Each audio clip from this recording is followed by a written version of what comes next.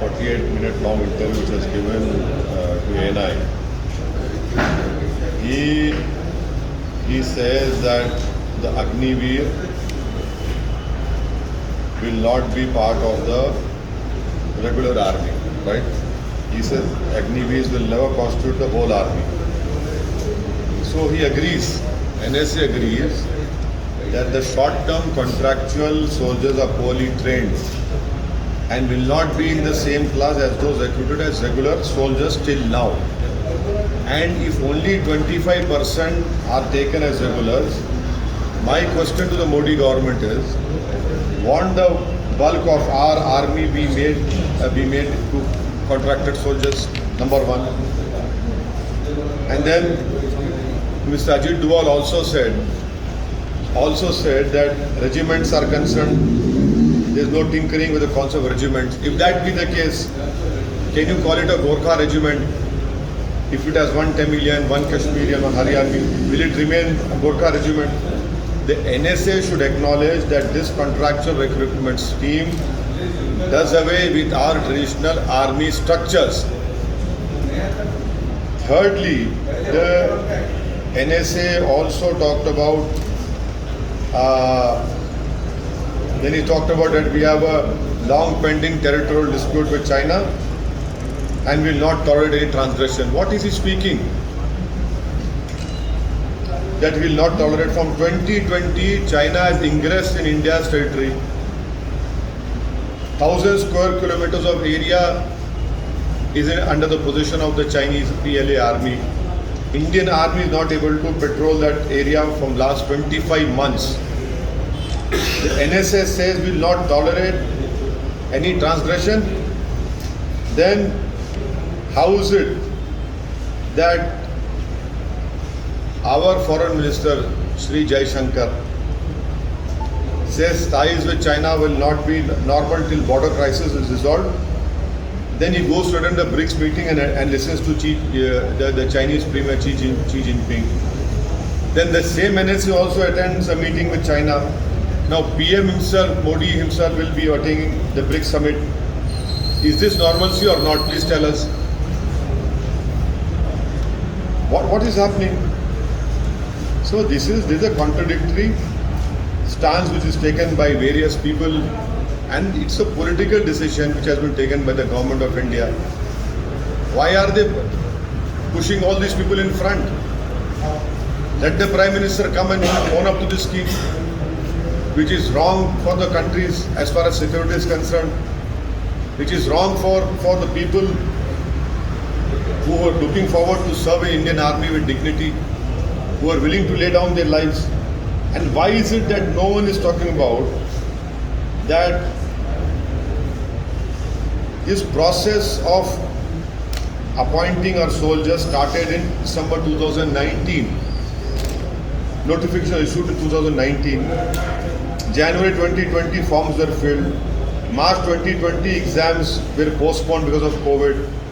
November 2020 exams were conducted. November 2020 result of phase 1 was completed, came out. January 2021 phase 2. February 2021 medical started. April 2021 medical was completed. 31st May 2021 PSL provisional selection list is out. 10 July that enrollment was postponed. 26 July 21 was postponed. 1st October 21 again postponed. December 21 postponed. January 2022 postponed. 31st March 2022 it was postponed. 31st April 2022 it was postponed. May 31st 2022 again it was postponed.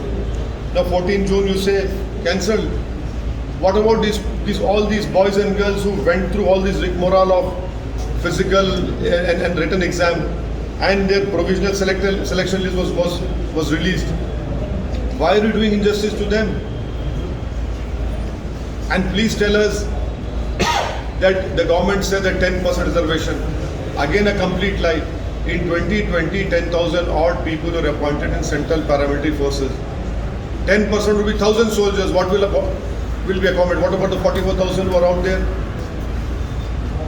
There is no gratuity, there is no dearness allowance, there is no medical insurance. Going into our defense forces is not an employment generation scheme. People go there for prestige, for status, to die for their country. That is the whole purpose. And lastly, this whole Agniveer Agnipath scheme, why did the government bring? Because in last 8 years they have completely mismanaged and destroyed the Indian economy by taking illogical, irrational decisions like demonetization, by suddenly announcing the lockdown,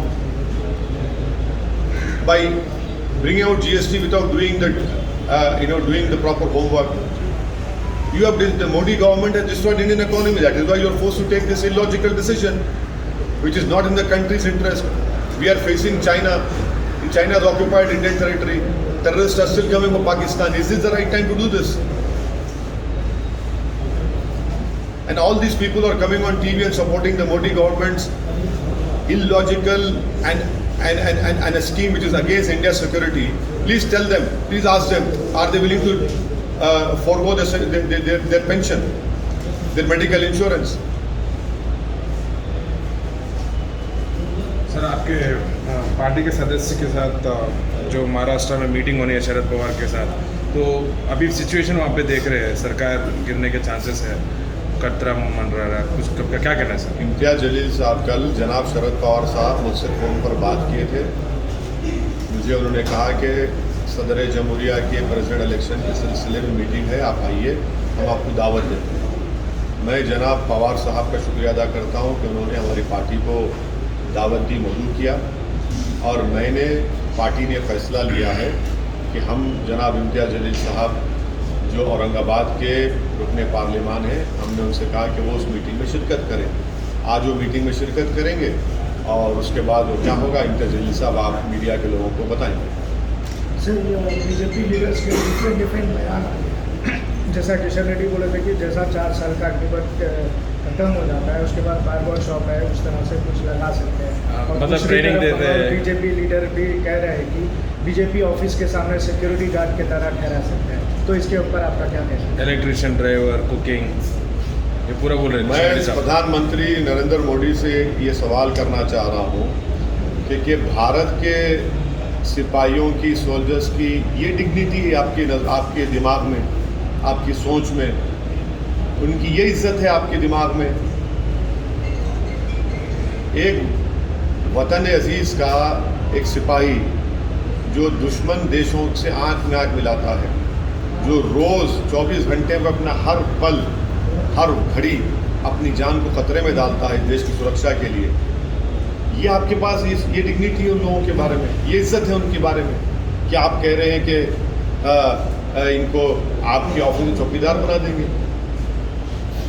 जो देश की सेवा करने के लिए, मुल्क की सालिमियत को महफूज करने के लिए जो फ़ौज में, एयरफोर्स में, नेवी में जाता है, वो एक ऑनरेबल प्रोफेशन होता है, उसमें डिग्निटी होती है, उसमें एक स्टेटस होता है, प्रेस्टीज होता है, और आप उन लोगों को इस तरह ट्रीट करेंगे, चौकीदार बनाएंगे? तो आपकी ये स्कीम 4 साल की चौकीदार बनाने की है। ड्राइवर ही सिखाएंगे भाई, तो क्यों आर्मी ज्वाइन करेगा? उसको ड्राइविंग करना है, उसको कारपेंटरी करना है, उसको चौकीदार बनना है, तो क्यों आर्मी में जाएगा फिर? वो बताइए आप। और ओरिजिनल जो टीओडी की स्कीम थी वो सिर्फ 1000 लोगों की थी हर साल, उसको चेंज कर दिया आपने। ये सरासर देश के मुल्क के मफाद में नहीं है और उन नौजवानों के ख्वाबों को चूकना-चूर कर देता है जो फौज में, नेवी, एयरफोर्स में जाकर मुल्क की खिदमत करना चाहते थे। ये उन लोगों को धोखा दिया है जो एग्ज़ाम में सब चीज़ पास कर लिए हैं, उनकी PSL की लिस्ट भी रिलीज हो चुकी थी। सर, इसके अग्निपथ के नाम पे देश भर में जो दंगा कर रहे हैं, जो यूथ दंगा कर रहे हैं, इसके ऊपर आपका क्या कहना है? वायलेंस को कोई कंडोन नहीं करता, मगर आप ये बताइए कि पिछले 8 साल से क्या बीजेपी पॉलिटिक्स ऑफ हेट नहीं कर रही है? क्या पिछले 8 साल से बीजेपी पॉलिटिक्स ऑफ बिगेटरी नहीं कर रही है? क्या बीजेपी वायलेंस को एनकरेज नहीं कर रही है ताकि उनके आइडियोलॉजिकल जो एंड्स है उसको मीट कर लिया जाए? क्या बीजेपी ने वायलेंस को 8 साल में लेजिटिमाइज नहीं किया है? क्या बीजेपी ने 8 साल में has main stream violence in pursuit of their political power? आप उसको कंडेम नहीं करें, उसको रोके नहीं आप। इखलाक को मारना, पीलू खान को मारना, रकबर को मारना, हाफिज जुनैद को मारना, तो ये हो रहा है। और अगर ये वायलेंस हुआ है तो क्यों हुआ है? क्योंकि नरेंद्र मोदी ने एक गलत स्कीम का ऐलान किया है। गवर्नमेंट जिम्मेदार है उसकी। अब भी हम अपील कर रहे हैं, डिमांड कर रहे हैं नरेंद्र मोदी गवर्नमेंट से कि आप इस स्कीम को वापस लीजिए फौरन। देश की सुरक्षा से, देश की सालिमियत से आप मत खेलिए। आप इन नौजवानों को जो अपनी ज़िंदगी, अपनी जवानी देश पर कुर्बान करना चाह रहे हैं, उनकी ज़िंदगी का मजाक उड़ाया आपने। तीसरा, आप फौरन नरेंद्र मोदी की सरकार पार्लियामेंट का सेशन बुलाए और उसमें स्कीम पर डिबेट हो। आप सुनिए हमको आप क्या बोलना चाह रहे हैं। आप कैसा इस तरह का ऐलान कर सकते हैं जिससे देश को खतरा है? चीन बैठा हुआ है भारत की ज़मीन पर, 6 हमारे बटालियन वहाँ पर हैं। एक तरफ पाकिस्तान से दहशतगर्द आते हैं,